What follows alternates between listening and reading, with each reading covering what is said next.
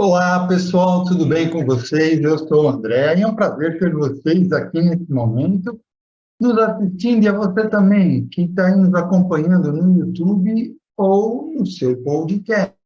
Estamos começando mais uma aula do Praticadamente e hoje teremos uma roda de conversa com os participantes e com a nossa diretora Lilian Flego. E o tema de hoje é o trato de adolescente com a hipnose.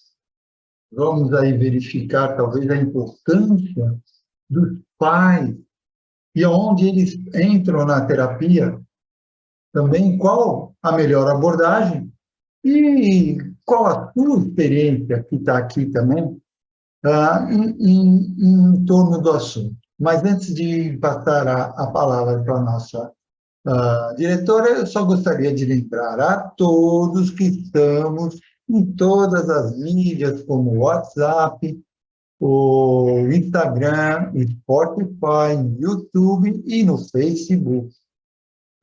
Sigam praticadamente e compartilhem. Agora eu passo a palavra para você, Lilian. Tinha esquecido de desligar o som. Boa noite a todos.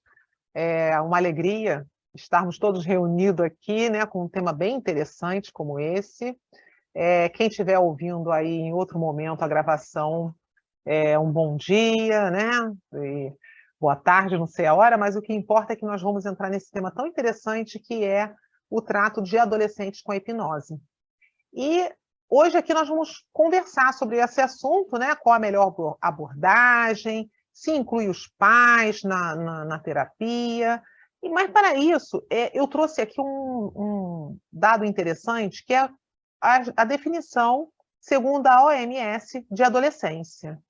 A Organização Mundial da Saúde, ela define o adolescente como sendo um período de vida que começa aos 10 anos e termina aos 19 anos completos.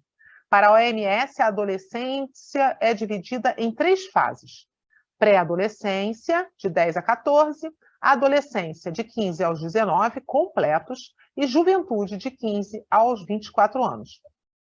No Brasil, o Estatuto da Criança e Adolescência, ele fala da faixa etária de 12 até 18 anos de idade completos, sendo referência desde 1990 para a criação de programas e direitos da população, né? Então, eu trouxe esses dados aqui porque eu achei interessante que nós falamos muito de adolescente e temos também a puberdade, que também as pessoas confundem um pouco, né? Porque, afinal de contas, a puberdade é a fase inicial da adolescência, que ela é caracterizada pelas transformações físicas e biológicas no corpo dos meninos e das meninas, né? E durante a puberdade, a idade, nesse caso da puberdade, ela é entre 10 e 13 anos para as meninas e 12 e 14 anos para os meninos, né? Quando ocorre o desenvolvimento, inclusive, dos órgãos sexuais, né? Então, eles ficam aí preparados para a reprodução. Já a adolescência é um marco de mudanças, né, com relação às relações sociais, né, mudança social. Então, tendo em vista esse detalhe da adolescência, esse detalhe da puberdade, eu gostaria de aqui trazer para a nossa conversa como esse trato, se vocês aqui têm experiência, quem tem experiência com adolescente, o que vocês acham interessante pontuar, para que as pessoas que vejam essa aula aqui, que é uma aula que cada um vai trazer a sua experiência, né, possam assim ter como referência para ajudar em alguma situação com relação à terapia ou até a busca de terapia para o próprio adolescente que esteja vendo ou os pais dos adolescentes, né? Então, eu gostaria de saber se alguém gostaria de começar, se ninguém se habilitar, eu já tenho até uma pessoa que eu vou chamar aí para o assunto. essa pessoa já começou a falar em off aqui, e nós cortamos, falando, fica quietinho, que você vai falar, que é a parte que é bem conflitante dos adolescentes, que é a parte sexual, segundo a teoria de Reich. E nós temos aqui o nosso querido Irmo Neto, que ele tem um foco em relação a isso, estuda muito com relação ao Reich, e ele estava trazendo uma visão muito interessante, porque, afinal de contas, Reich ele já estava muito à frente do século dele, na época que ele nasceu, e hoje ele continua à frente. Né? De que período é que é Reich, Irmo? Olá, boa noite a todos. Reich, ele começa a estudar psicanálise, se eu não me engano, em 1919, 18, né? E ele se depara com a parte da sexologia, que na época dele não era muito estudada, e ele começa a trabalhar muito isso quando ele lança a função do orgasmo, se eu não me engano, em 1922, entre 22 e 24, não lembro agora de cabeça. Mas em 1928, ele já tinha a ideia de educação sexual, porque ele falava que grande parte da neurose que ele atendia nos consultórios, nas clínicas populares de Viena, vinham das repressões sexuais, né? E essas repressões sexuais era causada por desinformação até da família. Então ele falava assim, então vamos começar a ensinar os jovens para que os jovens consigam também ensinar os pais, né? A ideia dele era uma disseminação a respeito da educação sexual, porque ele falava o seguinte, a partir do momento que a pessoa se conhece e respeita a sexualidade dela mesma e dos outros, grande parte da neurose que ele encontrava desapareceria, né? E hoje é engraçado isso, porque é tabu até hoje, né, pais falarem com filhos sobre sexualidade, né? Ainda mais hoje, que nós temos aí mais de 70 tipos de gênero, é o que eu falo, antigamente ficava muito fácil, né? Você ia numa sorveteria, você tinha 3 sabores, né? Que era o que tinha antigamente. Hoje você entra, tem 70 sabores. Então é mais difícil uma pessoa, às vezes, se encontrar, né? Saber o que ela é. Porque hoje ela pode ser o que ela quiser. Porém, o que eu estou vendo muito é que ela tem muito mais necessidade de mostrar aos outros o que ela é do que ser o que ela está falando que é. Né? Então, esses conflitos, Reich trabalhou muito, muito, muito. Foi a primeira fase dele, né, que está dentro ainda da psicanálise, e ele trabalhou demais isso.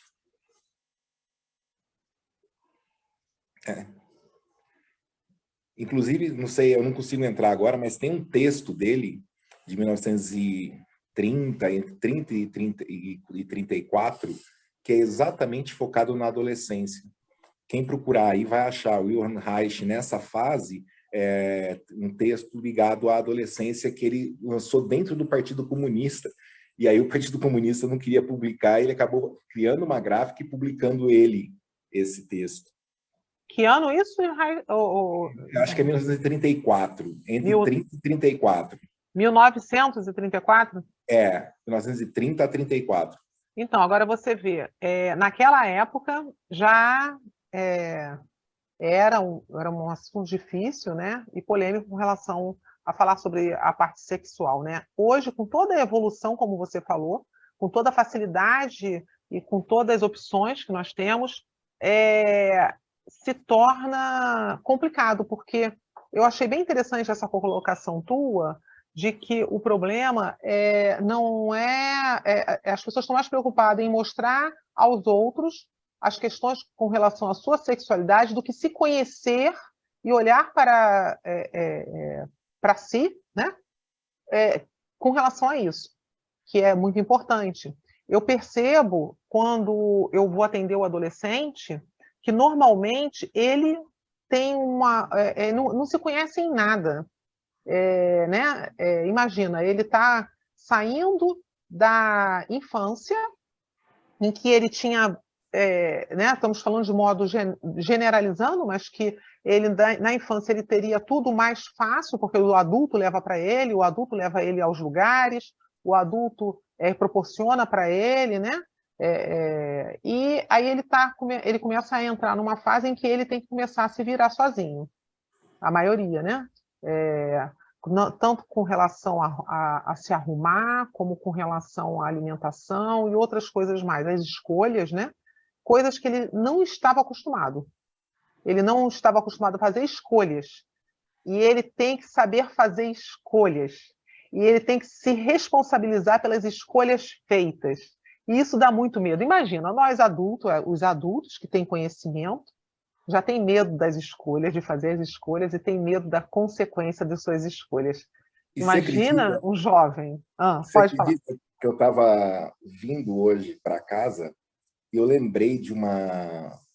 Teve um dos episódios do Big Brother, né, em que um cara começou a abraçar muito uma menina e tal, eles tinham bebido e tal, e aí o público inteiro começou a falar que ele estava abusando dela, que não sei o quê, papapá, e que ele devia ser expulso por causa disso, que ele abusou dela, tal. E a Globo chamou ela, né, no privado e falou, olha, aconteceu isso, ele abusou de você. Ela falou assim, não, eu estava bebendo, ele estava bebendo e eu permiti que ele fizesse aquilo. Eu permiti. Uhum. Então não teve abuso. Aí todo mundo, não, mas foi abuso. Ela falou assim, gente, quem tem que decidir se foi abuso ou não fui eu.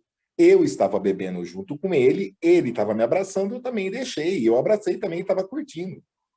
Eu achei aquilo uma maturidade emocional dessa menina muito grande, né? Porque hoje as pessoas, simplesmente os jovens, em que pese eles terem ganho muito da internet,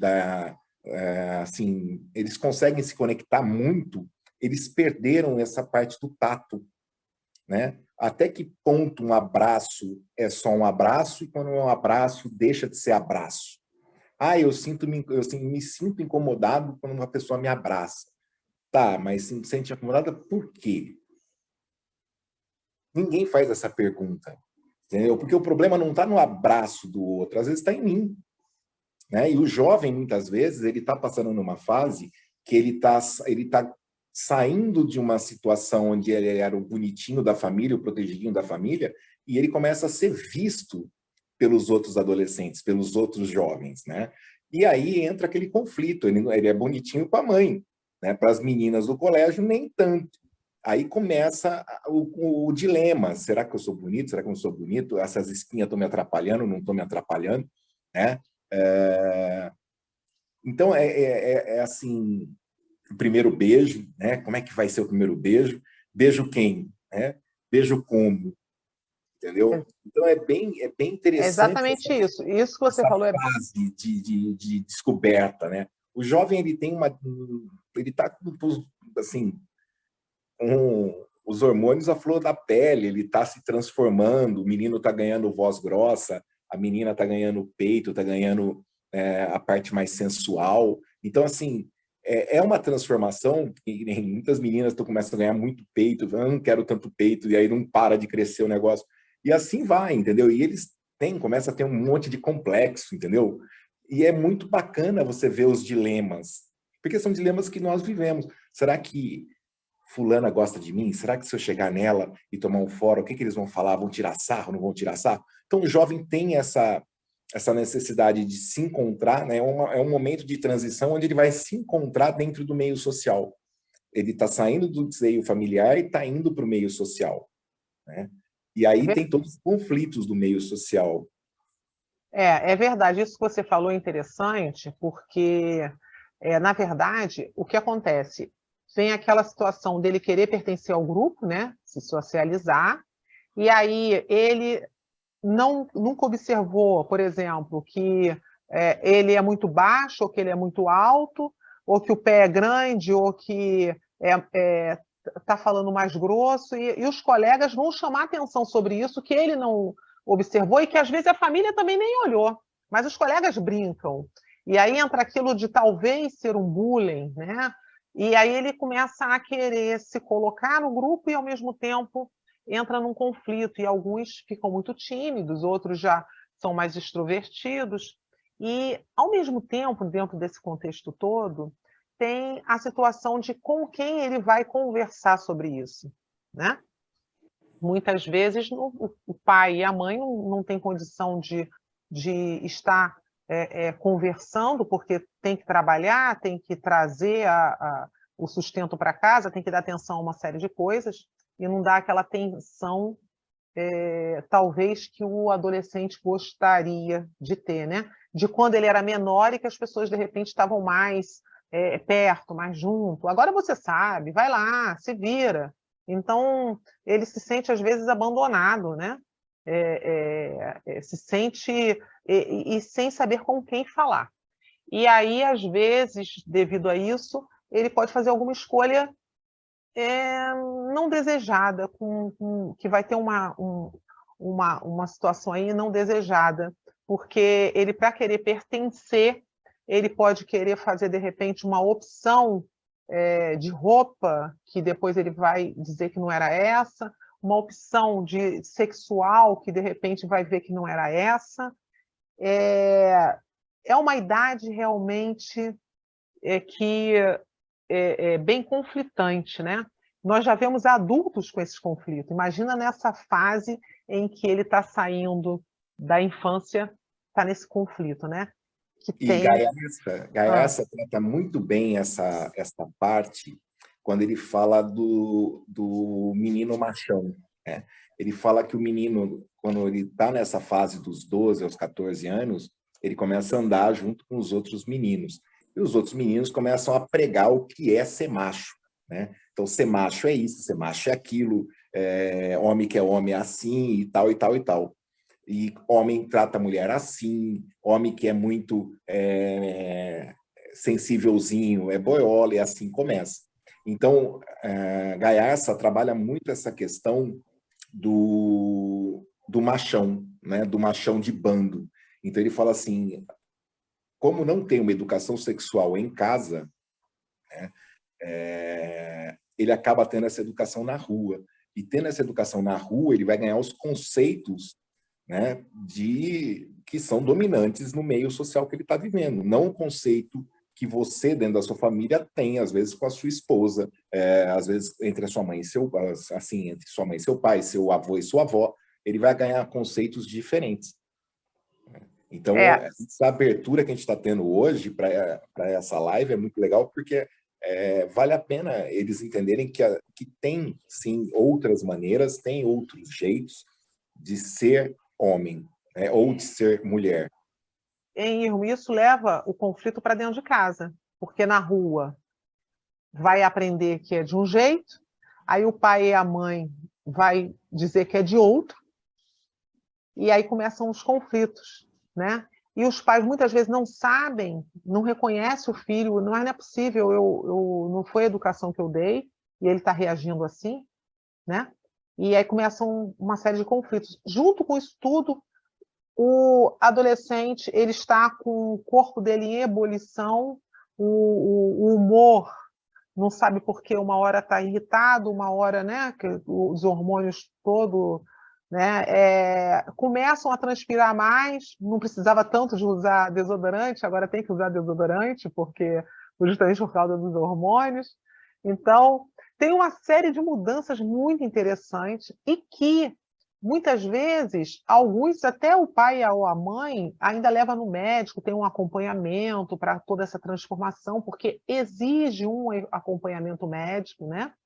Mas alguns não têm esse acompanhamento para tirar dúvidas ou para se conhecer melhor, né? Para ver que é uma fase, vamos dizer assim, natural e importante da vida. E assim, é interessante porque isso tudo leva também aos conflitos psicológicos que às vezes faz aquele jovem a começar a ter questionamento e às vezes a não se alimentar de forma adequada, entrando às vezes numas manias, entrando de repente num toque, entrando de repente numa automutilação, e uma série de coisas simplesmente porque eles não conseguem expressar o que eles estão sentindo. Não tem como. Pois não, Gisele. Quando você começou a falar, e até o Irmo, né, falando um pouquinho sobre sexualidade, paz, é importante a gente ressaltar no atendimento ao adolescente, também o atendimento aos pais. Porque muitas vezes a geração dos pais não teve a educação emocional, não é só sexual, é a educação emocional mesmo, que precisava ter recebido. Porque lá antigamente não se falava sobre essas coisas, eram tabus muito fortes. Então, a sexualidade, amigos e tudo mais. Então, era aquela coisa assim, é melhor omitir a informação do que debater, do que falar com elas. Então, hoje, quando eu atendo adolescente, muitas vezes eu percebo, eu não estou atendendo apenas um adolescente, eu estou atendendo pais que têm suas feridas emocionais ali, que elas estão sangrando, gritando, precisando de ajuda, e o acolhimento começa nesses pais, né, para que eles também agora possam ter uma virada de chave, né, porque também é uma geração, e é mais ou menos aqui a nossa geração, que hoje tem filhos adolescentes, né, que está sangrando, que está precisando também ser olhado, como ainda crianças feridas mesmo, né, então, tudo isso que vocês vêm falando, olhar o pai e a mãe. Elaine. Oi, boa noite para quem eu não falei. Pegando a fala, anotei aqui, né, da Lilian, em que ela diz assim, às vezes o adolescente não tem com quem falar. Eu trabalhei com adolescentes em colégio por 9 anos, então, assim, e como coordenadora pedagógica e sendo dessa área, né, de saúde mental, eles me procuravam muito. E, às vezes, não para questões de colégio, né, pedagógicas, mas para questões deles mesmo. E, então, às vezes, era uma crise, tá, posso ficar aqui com você? Eu, tá bom, vem para cá, o que houve? Né? Esse acolhimento que é importante. E, assim, hoje eu atendo até bastante adolescentes, e o que eu percebo foi assim, o que a Gisele falou. Eu fui atender um caso de uma indicação de um outro colégio, de mutilação, tal, e aí a mãe fez o primeiro contato comigo, né, tal, e aí depois eu fiz contato com a adolescente, conversei, tal, beleza. Por fim, ela falou assim, depois, doutora, é grave o que a minha filha tem? Aí eu falei para ela assim, ó, eu tive o primeiro contato com ela, eu não posso dizer se o que ela tem é grave ou não é, tal. E aí ela falou assim, não, porque eu já falei com ela, que eu vou reduzir, eu não vou mais trabalhar tanto para poder dar atenção a ela, mas que nem tudo que ela me pedir agora eu posso dar. Aí eu falei para ela assim, vamos fazer o seguinte, procura você também alguém para conversar, para você saber como você vai lidar com ela frente às crises. Porque em cima de uma crise, a mãe estava criando outra. Aí eu fiquei pensando assim, gente, chegar no Natal, essa menina vai pedir uma roupa, esse adolescente vai pedir uma roupa, a mãe vai dizer assim, mas eu não posso te dar porque eu parei de trabalhar para ficar perto de você. Então é um conflito gerando outro conflito. E aí, quando vem essas questões, né, com quem falar? Pais despreparados. Um outro caso que eu peguei também é só em receber o adolescente, a mãe quis vir me conhecer, porque também foi uma indicação, aí eu expliquei qual seria a minha proposta com o adolescente e tal, aí eu falei assim, mãe, você tem alguma coisa para dizer? Ai, eu não quero falar, porque eu já começo a chorar. Aí ele olhou para a cara da mãe, olhou para a minha cara, tipo assim, o problema não sou eu, né? Não sou eu, você tem que cuidar dela, né? e tal. E aí eu estou ainda num processo ainda de uma aliança terapêutica com ele, mas a gente já está conseguindo algumas coisas, tal, para poder o quê? Amenizar o ambiente em casa. E assim, os adolescentes, eles vivem conflitos e caem no nosso consultório, mas os pais sempre fazem isso, apontam o dedo. É ele, é ela, e nunca acha que está com ele o problema. Nunca se vê dessa forma. E pegando a fala do Irmo com relação ao machão, gente, eu vivi uma experiência assim fantástica. Ano passado eu fui fazer o Novembro Azul numa empresa. E aí eu distribuí papel para escrever crenças relacionadas a machismo. Olha, sabe, eles botaram mesmo para fora, distribuí papel e caneta, quase 60 homens, e eles escreveram tal. E depois eu fiz uma técnica de grupo para eles se libertarem daquilo ali. Por quê? Essa questão do machão, do homem não chora, o homem não expressa sentimentos, né? E quantos conflitos a gente encontra por causa do ambiente que foi criado e que já se tornou cultural, né? Exato. Então, agora a gente para e pensa, adolescentes já vivem os conflitos fisiológicos, que já é uma doideira, né? Já é uma doideira por natureza. Aí vive os conflitos do pai e da mãe, vive os conflitos do que eu sou adolescente, eu sou grande, eu sou pequeno, porque o ambiente que ele vive fica assim, posso ir na rua e voltar meia-noite? Não, você é criança. Arruma a sua cama, você já é adulto. O que eu sou? É isso aí. Né? Então, assim, eu me identifico, amo lidar com adolescentes, gosto realmente, sabe? E a gente, assim, e eu entro, quando eu atendo adolescente, eu entro na linguagem deles. Eu fui atender uma menina que eu tive que aprender a entrar no mundo acho que é anime.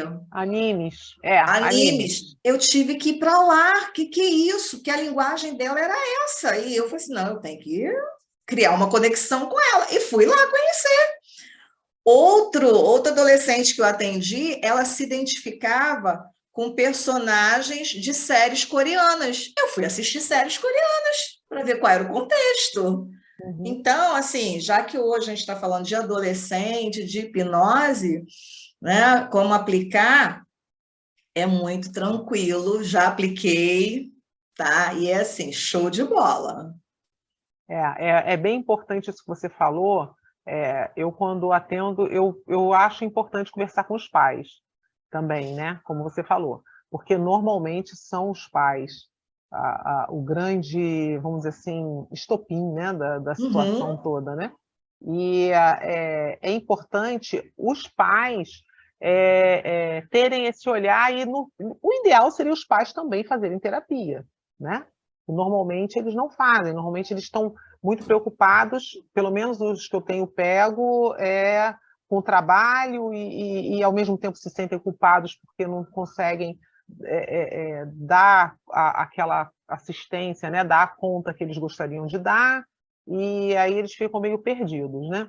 Mas isso que você falou é bem interessante. Que isso daí, como você falou, vai para a vida adulta, levando toda essa bagagem, né?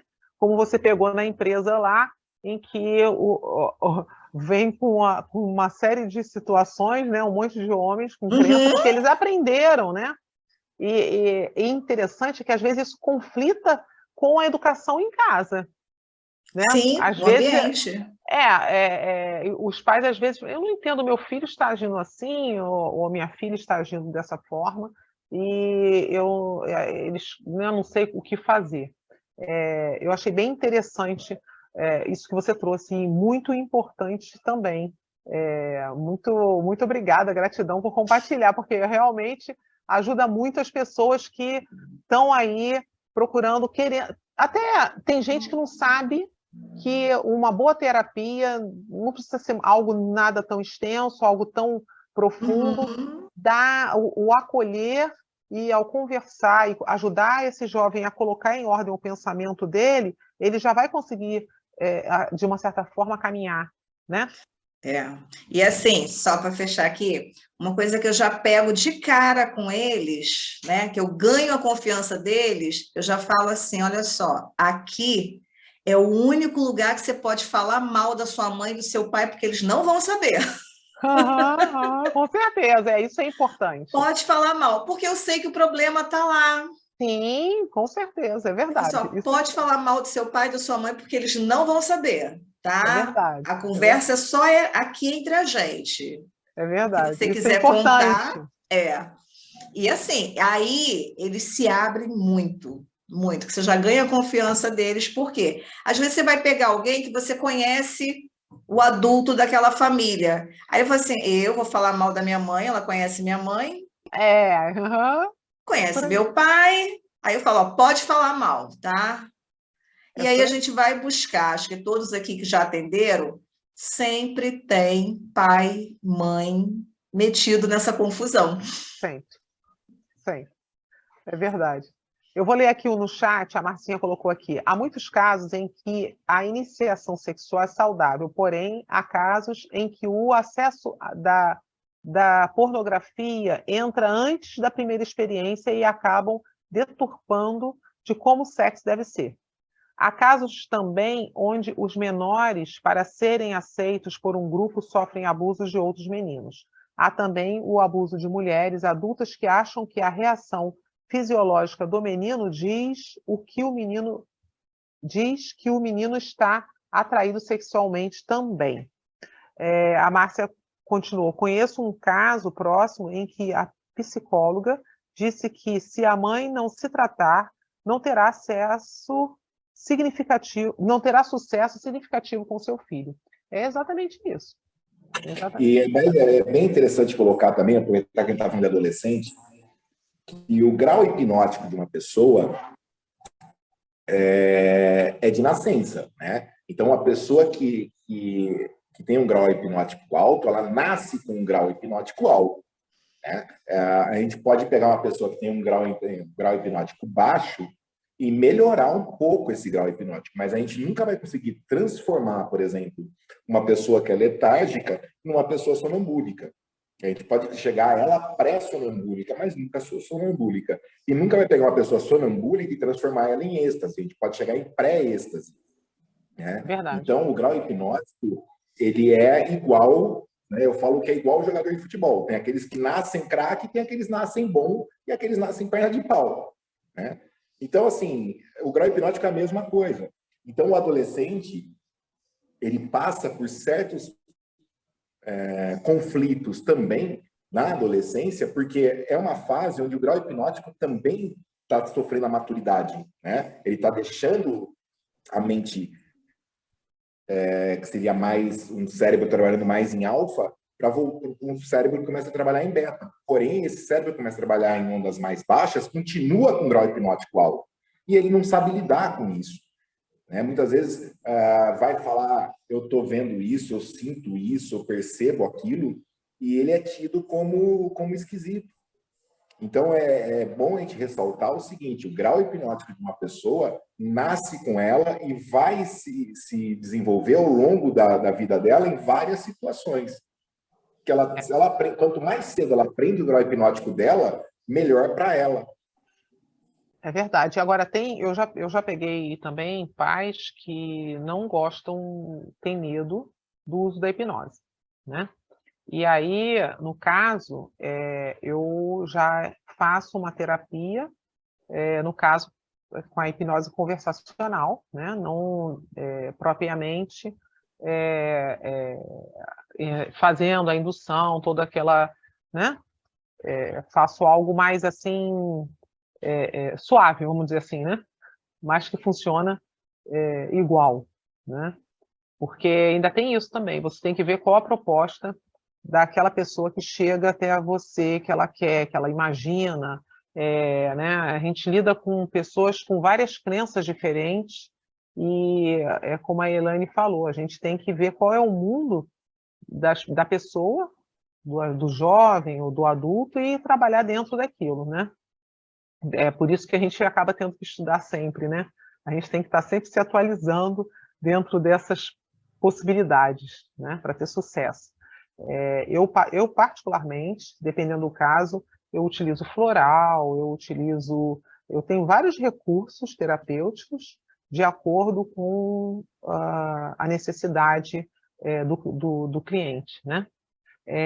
A Marcinha colocou aqui, uma vez que um menor é tratado, qual a comunicação do terapeuta com os pais? E no caso de identificação de mau caratismo, manipulação, psicopatia, como trazer essa informação aos pais e responsáveis? Bem, eu sempre oriento a ida ao médico, né? Eu não sei como as outras pessoas trabalham aqui, né? A Elaine, que tem um trabalho mais estreito com o adolescente, mas eu sempre recomendo a ida não só ao médico comum, né, mas também ao psicólogo, de acordo com o caso, psiquiatra, né, fazer os exames necessários, senão não adianta, né? Assim, o que eu combino sempre com eles, né, com adolescente quando eu atendo? Nessa questão de contar ou não contar, eu combino uma coisa com eles. Se for necessário, eu vou precisar conversar com os pais quando eu ver que é uma situação que precisa de um médico. Que eu falo, ó, eu não passo remédio, eu não passo exame, comigo você só vai conversar. Então, se for preciso, eu vou conversar com seus pais para te levar a um médico. E outra coisa, o que importa para mim é a tua vida. Se você pensar em tirar a própria vida, nós três vamos precisar conversar. Então, eu já deixo isso claro para eles. Por quê? Como é que a gente fala para um adolescente, né? Aqui é segredo, ele faz uma tentativa de suicídio e os pais trabalham fora e não sabem, mas ele chega para a gente e conta. Então, são acordos que eu faço com eles. O que colocar a tua vida em risco, a gente precisa conversar a três. Uhum. E se precisar, eu vou te indicar, vou conversar com seus pais para você procurar um médico que não está mais na minha alçada. E aí, conduz. Isso daí é muito importante também de ser visto, né? Porque nós sabemos que tem situações que são orgânicas, né? Uhum. Então, nós fazemos a terapia, porém, tem situações que são orgânicas. E se essa situação for orgânica, o ideal é fazer exame, constatar, necessário, toma o remédio necessário, e nós podemos continuar fazendo o tratamento e deixar a pessoa com uma vida equilibrada e feliz, né? Uhum. Mas, para isso, a pessoa tem que estar aberta ao processo, né? Ao tratamento. Eu estou lembrando que o André levantou a mão e o André ficou quietinho, não levantou mais a mão, abaixou, não vai falar nada não, André? Na verdade, era provocação, né? Provocar para pensar. Porque tratar o adolescente por tratar, cada um vai ter um jeito de tratar. Mas dentro do assunto da sexualidade, do ambiente onde o adolescente se encontra, eu acho que... Eu acho não. A maneira como eu penso é que hoje não é mais como era na nossa fase. Não é mais brincar na rua, não é mais passar. O ambiente é outro, a tecnologia é outra, a quantidade de informação é outra. E enquanto os pais estão trabalhando, eles não têm noção que podem, que são capazes. Eu acho que dentro desse processo todo, falta ação, né?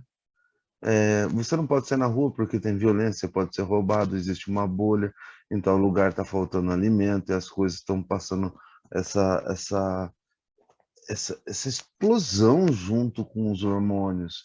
É um meio social e eu acho justo o adolescente em si ter depressão, ter uma série de coisas da qual ele precisa ser tratado, que os adultos não entendem.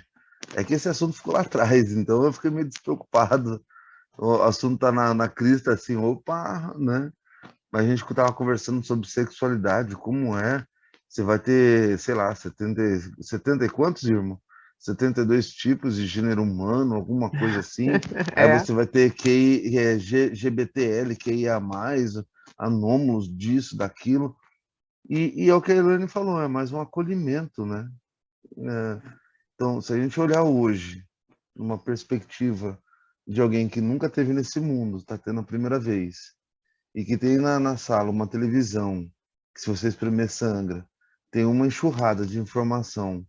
As nossas redes sociais que nós estamos usando para o bem, para o adolescente nem sempre. Ele vai entrar numa escola, ele vai matar professor, ele vai matar aluno, os pais não vão saber, as coisas vão acontecer, e a gente precisa lidar com o novo. É tudo novo para todo mundo novo, de novo. Né? isso que você falou é importante. Hoje nós estamos num momento diferente da nossa época, né? Com muita informação, com muito acesso e facilidade de aprender e fazer coisas boas e coisas que não são boas, né? E aí, como você falou em provocação, vamos provocar mais um pouquinho, né? E a gravidez na adolescência, né? Eu peguei uma anotação que eu achei importante.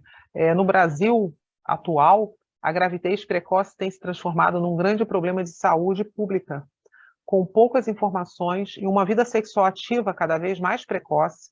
Muitas adolescentes estão engravidando numa época da vida em que se encontram despreparadas para assumir as responsabilidades de mãe. Ao se tornarem mães, essas adolescentes acabam deixando de lado uma importante fase do desenvolvimento. Então, ainda tem esse detalhe aí muito importante, que é a gravidez precoce, né? Como lidar com isso, né? Eu, particularmente, não cheguei a atender adolescente com essa situação, mas eu sei da importância da informação e da importância da organização da mente das pessoas envolvidas no assunto, né? E que é um fato realmente, né? Porque eles realmente estão tudo muito fácil, porém nessa hora os pais ficam mais perdidos ainda, né? Eu não sei se alguém já teve alguma experiência assim? Então, o grande problema não é nem só os pais ficarem perdidos, que nem hoje, uma adolescente fica grávida. Eu atendi, por exemplo, uma pessoa que era bissexual, né? Primeiro se relacionava só com mulheres, depois começou a se relacionar com homem, aí descobriu que era bi, não era homossexual, era bissexual. E depois ela cismou que queria ficar grávida e ter um filho. Eu falei, escuta, você está com 20 anos, você ainda está em processo de descoberta, né? Você não tem uma faculdade, você não tem um emprego fixo. Por que você vai querer ter filho agora? Se estrutura primeiro, papapá, papapá. A mãe dela é psicóloga. 2 anos depois, ela me liga falando, olha, eu tô grávida, não sei o quê. Falei, ó, que legal. E, né, quem é o pai? Não sei. Oh, meu Deus. Eu falei, e você tá com alguém? Não, tô num relacionamento aberto com uma pessoa e tô saindo também com uma menina. Então, assim, hoje, ela tá com uma filhinha de 2 anos e qual a estrutura que essa filhinha tá recebendo? Ah, esse é que é o detalhe, né?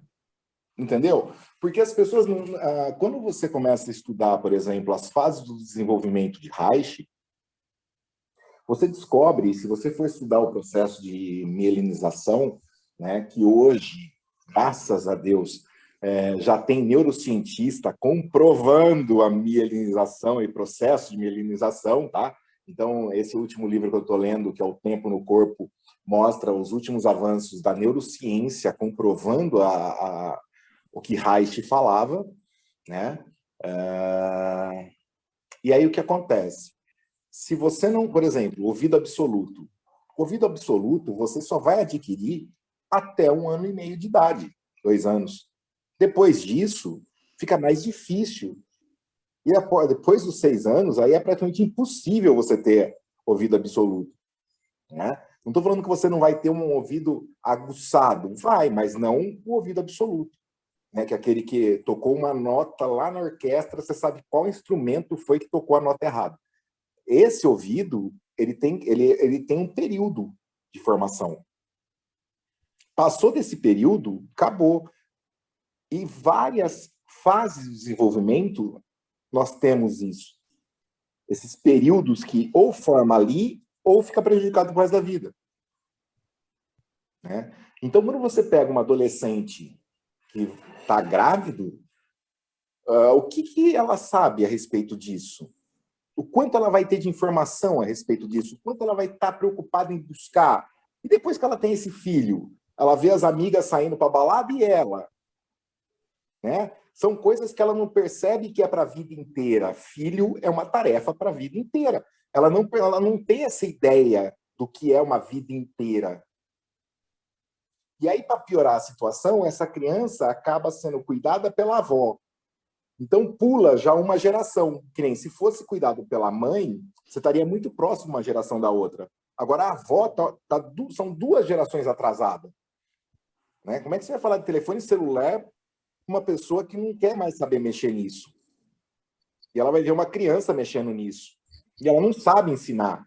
Ela não sabe aula online.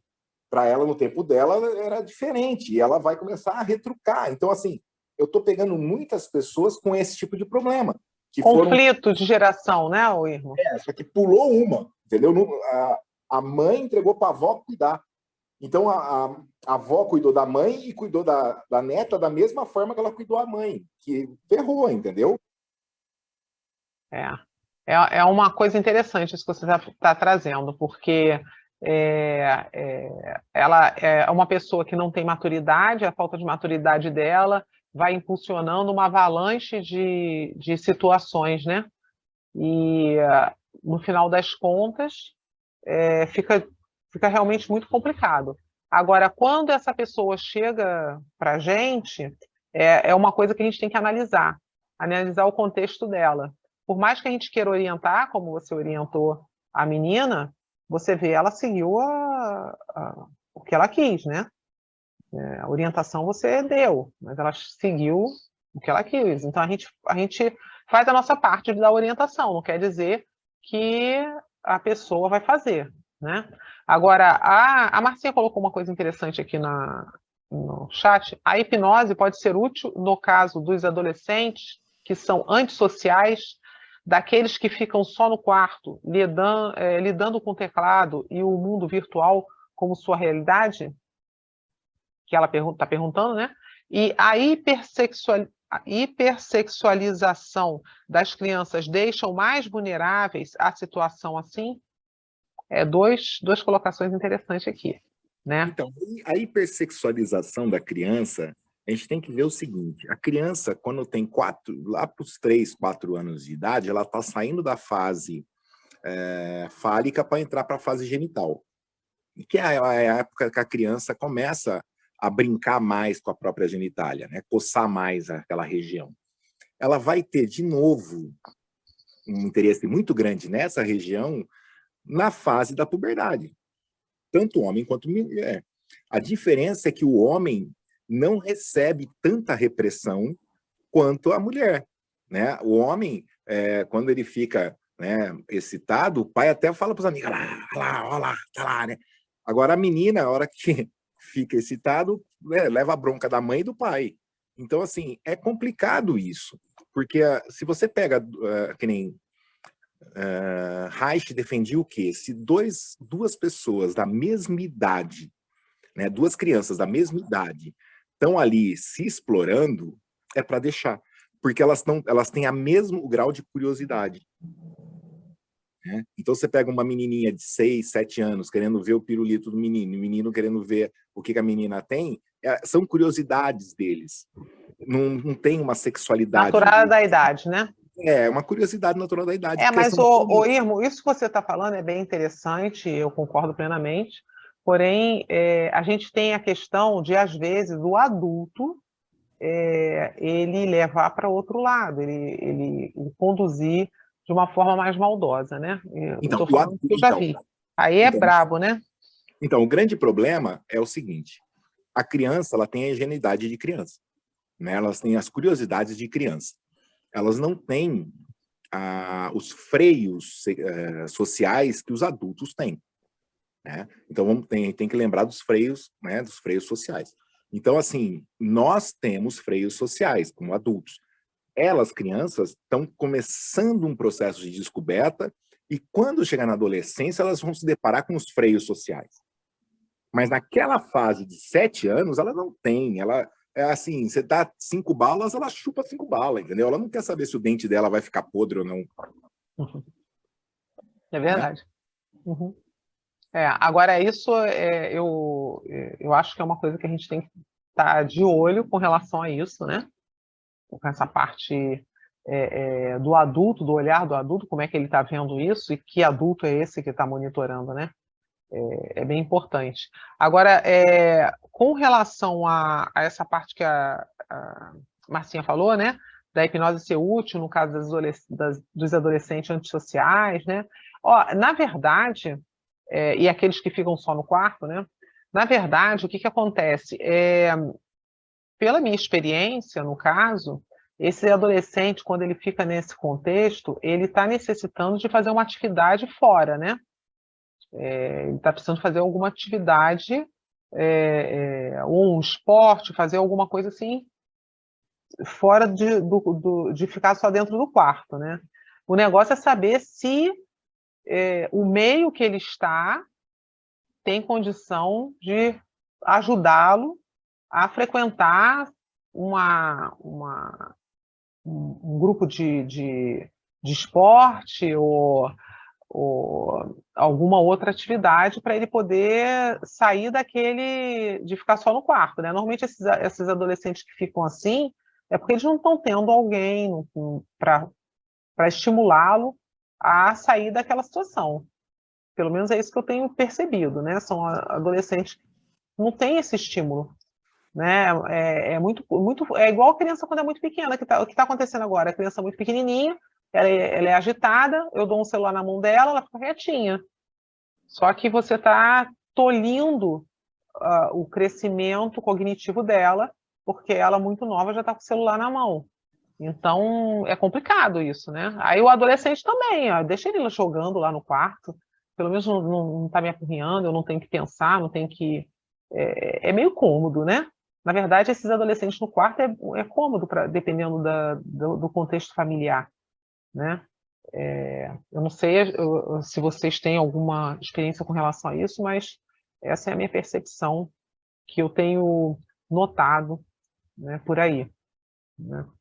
Com relação à pergunta da Marcinha, com relação à hipnose, Antônio Carreiro fala que todo transe é terapêutico, né?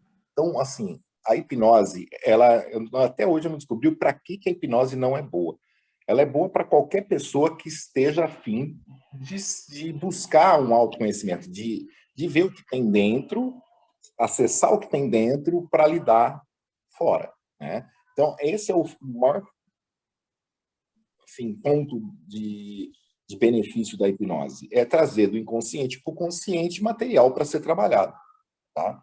Agora, vai do que a Lilian falou, da busca dessa pessoa. Se ela está no quarto, jogando videogame, falando com pessoas do mundo inteiro ali, jogando, sei lá, dependendo do jogo, né? Para ela tá conectada. É uma conexão virtual, mas ela está conectada. Ela não quer saber de outra realidade. Aquilo virou uma realidade para ela. Não é uma realidade real, é uma realidade virtual. Mas para ela é uma realidade, que ela tem o grupo dela, ela tem a galera dela de jogo, e ela passa horas ali, como a gente passava horas brincando na rua. Hoje ela passa horas, né, com um fone de ouvido falando com os amigos que estão jogando online. É verdade, é verdade. Inclusive, a Marcinha colocou uma coisa aqui interessante. O adolescente, geralmente, tem muitos problemas com pressão, frustração, autoridade, a comunicação fica agressiva, monossilábica. Como fazer essa comunicação com ele? Na verdade, o que acontece? Nós temos aí uma situação que são todos os hormônios, toda uma parte, vamos dizer assim, que está acontecendo no corpo dele, que ele não sabe lidar com isso. Temos a falta de orientação e experiência em lidar com qualquer problema, a lidar com escolha, a pessoa pergunta, né? Ele saber responder, como é que ele vai responder algo que ele não sabe, que ele não experienciou, né? Que ele não viu? Ele só sabe virtualmente, né? E quando ele não agrada, ele vai lá e desliga, ele aperta o botão e desliga. E como lidar com isso, se você não pode apertar, na realidade lá, não pode apertar o botão e a pessoa sumir da tua frente, né? Então, é complicado, né? Com relação à autoridade, à frustração, tudo isso aí que você colocou, no mundo virtual é muito mais fácil, né? Há de convir que no mundo virtual é mais fácil. Eu vou lá e desligo, não estou afim, mando uma mensagem e pronto. Agora, isso daí, trazer isso aí para o dia a dia, por isso que é muito mais fácil ficar no quarto. É mais fácil ficar trancado, né? Porque não tem que interagir, né? Quando você vai para fora, aí fica monossilábico, porque não sabe falar, não tem resposta imediata. Porque normalmente o que faz? Consulta lá, corrige lá na hora de responder, né? É muito mais fácil do que você responder assim na lata. O que Não foi só te isso, perguntar. existe também uma linguagem, né, a linguagem não verbal, que é a linguagem que você usa quando você está falando com alguém, né, que seria o que causa a empatia, né? Falar com um sorriso, não um sorriso falso, mas um sorriso verdadeiro, falar com um olhar, com atenção, olhar para o olho da pessoa com interesse, esse interesse ser demonstrado na sobrancelha. Então, assim, a postura mesmo, né, da musculatura, tudo isso, no mundo virtual, não precisa ser desenvolvido. Agora, no mundo real, sim. Então, se você não tem esse trato da linguagem não verbal, como é que você se comunica? Porque só verbalmente eu vou estar olhando o seu corpo e ele não está batendo com o que você está falando. Então, gera uma falta de comunicação e uma comunicação precária entre eles. Por isso que vira monossilábico, porque o corpo não sabe reagir a mais nada. É verdade. O corpo não sabe reagir, ele não aprendeu a lidar com aquela expressão, né? Não sabe ler, na verdade, aquela expressão, né? Ele olha e não sabe ler, aí ele não sabe o que ele responde, né? E acaba caindo nessa situação que você falou. É bem interessante. É muito diferente da época em que nós não tínhamos a rede social com facilidade e que você tinha que interagir com pessoas, inclusive de idades diferentes, jeitos diferentes. E hoje você nota, pelo menos eu vejo alguns jovens aí que eles têm até medo, né? Eles ficam assim com medo de interagir mesmo, com medo de ir em certos lugares, medo às vezes de andar na rua, de certas situações, porque não sabem como agir. A verdade é essa, não sabem como agir. Então, na verdade, esse medo está ligado exatamente a essa linguagem não verbal. Porque quando eu estou sozinho no meu quarto, eu posso até falar alguma coisa e fazer cara feia. Você não está vendo a minha cara. Uhum. Entendeu? Agora, quando eu estou na rua e falo alguma coisa, você está vendo a minha cara. E nem sempre a minha expressão está batendo com o que eu estou falando, só que eu não estou percebendo isso. Que é o que Gaersa fala muito. Não é o que você fala, é como você fala. O que você está refletindo do que você está falando e como você está falando aquilo, né? E é muito interessante essa questão do como, porque a gente não percebe, a gente não se olha no espelho. E muitas vezes você acha que você está falando de um jeito e a pessoa está interpretando de outro, mas você fala, mas por quê? Porque às vezes você está com uma dor desgraçada e o seu rosto você está com cara de bravo. Só que você não está percebendo aquilo. Você acha que você está disfarçando a dor, só que no seu semblante está um semblante de bravo. Então parece que você está falando de forma agressiva e você não está. Então é muito interessante quando você começa a reparar isso, porque pessoas que têm um trato com outras pessoas, ela tem um feedback da outra pessoa. Então ela consegue moldar a própria expressão, junto com o que ela está falando. Ela tem um feedback. Agora, se você não tem esse feedback, você não vai moldar isso. Então, vai ficar cada vez mais deficitário para você interagir depois em grupo, por exemplo, porque o grupo está todo olhando para a tua cara. É verdade. No Eu grupo, acho que então, hoje em dia é muito mais difícil isso daí, porque é que nem se fala, está tendo uma nova geração, e não acho também que isso é 100%. Eu acho que são poucos também que sofrem disso daí, não são todos, porque também ainda continua tendo uma grande maioria que sai, que começam a trabalhar até mais cedo também.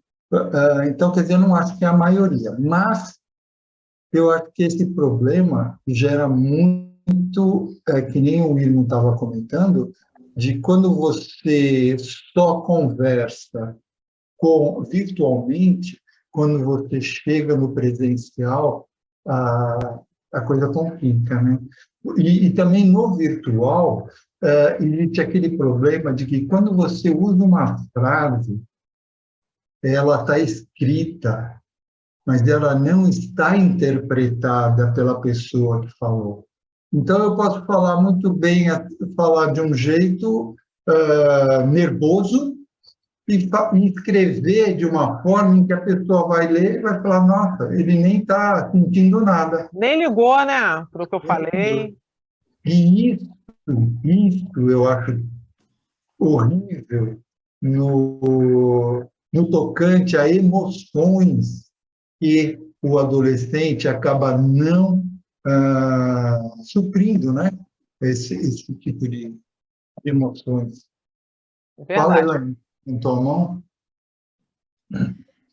Pegando a fala do Andréa, quando ele mencionou o seguinte, a comunicação do adolescente ela é virtual e aí quando está ao vivo tem dificuldade. Vocês já foram numa festa e olharam uma mesa de adolescentes? Eles não conversam, eles continuam no celular. Não conversam. E ontem eu vivi uma experiência muito legal, que a gente tem uma casa em beira de rio, né? E aí a gente recebeu um pessoal lá. E imaginavam que não tinha internet lá em casa. E aí uma criança falou assim, aqui aparece um nome. Aí os adultos falaram assim, mas ninguém vai pegar o Wi-Fi, vocês vieram aqui para ser criança. E não dei internet, não dei senha de Wi-Fi para ninguém. Eles jogaram bola, eles tomaram banho de rio, eles conversaram com a gente, porque eu não dei a senha da internet para eles. Então, mas hoje em dia os adolescentes não estão mais assim. Eles sentam e continuam no celular. Um grupo de adolescentes, uma festa, uma mesa, uma lanchonete, eles não sabem mais. Essa comunicação não está mais acontecendo. É verdade. Infelizmente, né? É uma coisa que a gente vê muito, né? E nós deveríamos, se possível, estimular nossos adolescentes a conversar, estimular a fazer algumas outras atividades para que eles consigam assim, até se conhecer, né? Porque quando você faz uma outra atividade, por exemplo, como você falou, vai jogar bola, vai fazer outra atividade, né? Conversa, toca um violão, troca uma experiência, o que acontece? Você começa a se conhecer e conhecer o outro, né? Saber como lidar com o outro. Então, assim, é bem importante isso, né?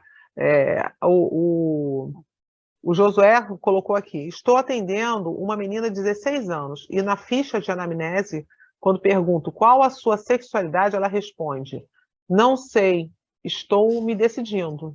Eu gosto de pessoas e o desespero dela é de como falar isso para a família, porque ela adora uma menina. Então, ela gosta de uma... ela não sabe nem como se expressar, né? Essa que é a verdade, né? Pelo que ele falou aqui, né? Ele está atendendo a menina, ela gosta de uma pessoa, mas ela também não sabe nem como expressar. 16 anos, hein? Né? Aí a Marcinha colocou, pior que os adultos são essa referência para essa geração. Casais também vão jantar juntos e ficam no celular. Infelizmente é verdade, né? Mas esse lado de gostar, eu acho que esse tal negócio de expressar as emoções, eles não estão conseguindo expressar essas emoções. Tanto é que o Josué comentou que a menina gosta de uma outra menina, até aí, tudo bem, qual o problema? Precisa saber qual é a emoção que está aí. Entendeu? E é um gostar, porque eu gosto, eu tive muito amigo, eu gostava dele pela amizade, mas era uma amizade presente, entendeu? Uma amizade em que a gente estava, debatia, brigava e tudo mais. Hoje, se tem uma amizade virtual, que na hora que você começa a ter um gostar, entendeu? Algum interesse em alguma, você não consegue expressar essa emoção. Aliás, você acha que é outra. Você acha que... Exato. E assim, gente, só para vocês entenderem, quando eu fui escrever meu livro em 2012, eu tinha uma questão que todo mundo me perguntava e eu resolvi colocar no livro, né? Se pelo pé dá para saber se uma pessoa é homossexual. E eu fiquei com aquilo na cabeça, fui atrás para estudar isso e coloquei isso no livro. Não, pelo pé não dá para saber se uma pessoa é homossexual ou não, mesmo porque 10% dos mamíferos serão homossexuais. Porque eles vêm com o feromônio trocado. Então, essas pessoas que vieram com o feromônio trocado, e aí eu estou falando da espécie dos mamíferos, né? Então não é só o homem, eles sentem aversão pelo sexo oposto e sentem atração pelo mesmo sexo. Né? Então, para eles, é repugnante beijar uma pessoa do sexo oposto, mas não é repugnante beijar uma pessoa do mesmo sexo. Então, esses 10% são fisiológicos, ou seja, eles têm uma necessidade fisiológica diferenciada. O que está acontecendo hoje é que o que o André colocou é perfeito. Eu não sei expressar o que eu sinto, eu não sei a intensidade do meu sentir e eu não sei o que eu estou sentindo. Então, eu acho que o que eu sinto por essa pessoa é a minha opção sexual. E nem sempre é. Né? Porque, assim, eu também tive vários amigos que a gente abraçava, gostava pra caramba de estar junto, tal, e nem por isso era uma atração física, era uma atração emocional. Eu gostava daquela pessoa. Né? Eu tinha carinho, eu tinha apreço por aquela pessoa. Mas isso não quer dizer que eu queria ter uma relação sexual com aquela pessoa. Né? E, assim, hoje os adolescentes estão confundindo isso. Isso que você está falando é muito importante. Né? O fato de eu ter um amigo, uma amiga, né? Quantas amigas eu tive que eram amigas mesmo. Não tinha assim, eu não tinha interesse sexual naquela pessoa. Isso você está me lembrou. Isso me lembrou uma menina que ela estava relatando que ela, durante 2 anos, ela ficou namorando uma outra menina, gostava muito dessa menina, só que com o passar do tempo, né, ela percebeu que, na verdade, ela não é que ela gostava dessa menina sexualmente, é que ela tinha muitos conflitos na família e ela viu nessa menina uma tábua de salvação em termos assim, a menina dava atenção para ela, a menina conversava com ela, a menina dava supria toda a carência que ela tinha. Só que, com o passar do tempo, ela começou a ver que a relação estava uma relação, vamos dizer assim, tóxica. Né? Ela estava incomodada com uma série de coisas que estavam acontecendo, acabou que ela se separou da menina. Passou algum tempo, aí ela entendeu, devido a essa situação ter ido para esse lado, né? Ficar de um lado meio assim, conflitante, ela percebeu que, na verdade, ela não tinha atração por outra pessoa do mesmo sexo. E aí ela conheceu depois uma outra pessoa e tal, casou, ela está casada até hoje, tem um tempo que ela é casada, mas ela ficou 2 anos com a menina. Só que aí ela viu que, na verdade, sexualmente ela gosta de homem. Então, quer dizer, quantos jovens que não sabem se gosta de homem ou de mulher, ou se gosta dos dois, ou o que é. Às vezes a pessoa confunde, como você falou. né? Sim, hoje eles têm também, a gente tem que levar em consideração também o seguinte, esse fato que vou colocar agora de experimentar é uma coisa natural, tá? Eu prefiro uma pessoa que tem experimentado porque ela sabe o que ela gostou. Assim, a nossa geração teve muita frustração nisso, né? Hoje eles têm mais liberdade com relação a isso. Só que eles estão confundindo liberdade com libertinagem. E aí entra também a falta de responsabilidade, que é natural também do jovem, né? O jovem, ele veio para... Ele tem essa fase de ele romper padrão, ele ir contra o status quo, e é normal do jovem, né? Então, assim, é isso que mantém vivo a sociedade, mantém vivo a mudança social. É verdade. A Elaine até colocou isso. Muitos adolescentes estão só experimentando, ainda não tem definição, é verdade. O Isaías, ele colocou aqui no chat, só para falar das nossas questões naturais e dos adolescentes, já não é tão fácil assim. Imagina como deve ser para eles falar da homossexualidade que surge em suas vidas. Deve ser complicado, com certeza, né? E o Josué completa lá com relação ao atendimento dele, que a menina gosta de meninos também, gosta também de meninos. Ela me falou que hoje ninguém namora mais, só fica com quem gosta, pode ser homem ou mulher, não tem uma definição. Tem muitos jovens nessa situação que o Josué falou, justamente porque eles não sabem, né? Na verdade, não é questão que eles não sabem, Linha. O que está acontecendo é o seguinte, eu fico com alguém que me dá prazer que eu quero ter, né? Não interessa quem seja. Eu quero ter no outro o que eu gostaria que fizessem em mim. Então, eu procuro quem faça. Mas assim, Fernando Pessoa já escreveu isso lá atrás, né? Nunca amamos ninguém, amamos somente a ideia que temos de alguém. Em suma, é a nós mesmos que amamos num corpo estranho. Aí ele continua, né? O que ele quer dizer é o seguinte, isso é natural do ser humano. Sim. Eu não me amo, mas eu amo alguém que tem que me amar. Verdade. E aí, hoje, não está interessando muito quem é esse alguém. Se é do mesmo sexo, se é de sexo oposto. Desde que a pessoa esteja suprindo a minha necessidade, tá bom para mim. É um puro egoísmo. Verdade, verdade. Bem, o assunto está muito bom, mas nós já passamos da hora aqui. Né? Eu vou ler o que o Isaías colocou aqui no chat. Ó.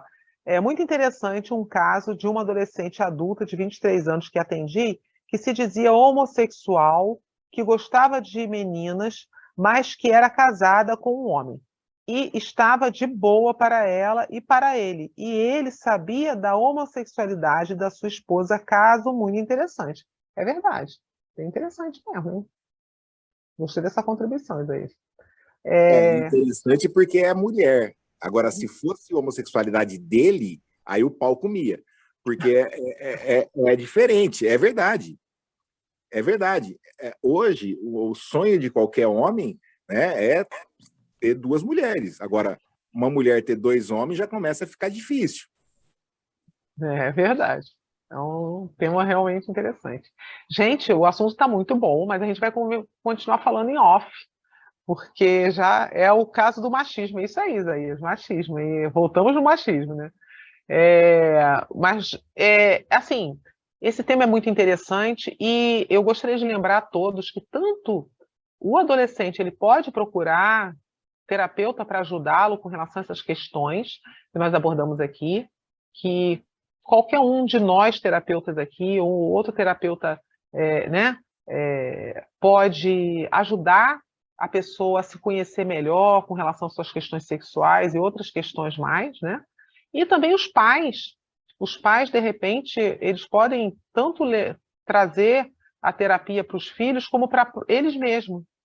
Se eles fazem uma boa terapia, já ajuda em muito ao filho, né? Pelo menos é o que eu tenho percebido. Alguém gostaria de contribuir com mais alguma coisa antes da gente encerrar, fazer algum comentário? Está todo mundo tranquilo? Se não tiverem, eu vou até contribuir com o seguinte. Para todos que estão assistindo, não que estão aqui na live agora com a gente, mas que estão assistindo e que devem perguntar alguma coisa a respeito do que a gente conversou aqui, eu vou deixar na descrição dessa live todas as redes sociais das pessoas que participaram aqui. Se você tiver vontade de fazer alguma pergunta a algum desses que estavam aqui na live, vai lá na descrição e faça a pergunta. Ou, se quiser, pode deixar a pergunta aqui embaixo também, junto das nossas descrições, tá? É isso aí. Coloco a rede social de todos aí, que vocês viram aí. São todos terapeutas que podem ser procurados, tanto para responder as perguntas, como até para atender, né? Isso aí. Então, pessoal, a gente aqui estão encerrando mais uma aula sensacional. Espero que vocês tenham gostado. O papo foi bastante interessante. Essa roda de conversa evoluiu bastante e chegamos num tema agora no final que, se fosse deixar, a gente ia rodar a noite André, toda. deixa eu te interromper só um instante. A Marcinha colocou uma coisa bem importante. O adolescente pode ser atendido sem a aprovação de um adulto responsável? Não, ele tem que ter um adulto responsável, tá? Então, se tiver algum adolescente assistindo, nós precisamos de um adulto responsável para o atendimento. Não que esse adulto vai saber de tudo, não que esse adulto vai participar, mas ele ter ciência de que você está sendo atendido por um terapeuta. Pode finalizar, André. Desculpa ter interrompido. Não, sem dúvida, foi bem colocado. Então, lembrando a todos que entram e sigam o nosso Instagram do Praticadamente, que vocês vão receber aí todos os comunicados das nossas próximas lives que vamos ter por aí, tá? Em nome de nossa equipe, diretores e gestores do Praticadamente, o nosso imenso agradecimento a todos que participaram aqui, presentes, e também a todos vocês que estão aí nos assistindo, tá?